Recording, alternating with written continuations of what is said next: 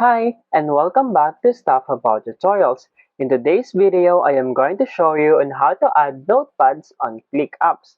Maybe you want to add your note on ClickUps so that you won't forget anything.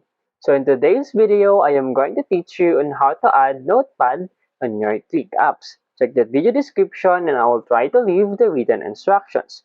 So without further ado, let's get into the video. First you need to do is to open your ClickUp application.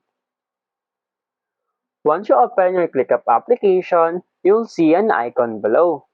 Here's the icon for your home button, and then this one for your notification, your search button icon, and then also this dotted icon.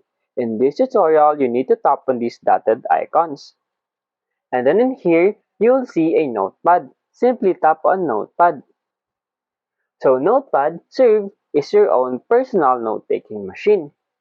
There's a suggestions in here, your plans for the days, ideas, things I'm thinking about. For example, your plans for the day. Tap on these plans for the day. And then in here, simply tap your plans for the day. For example, edit.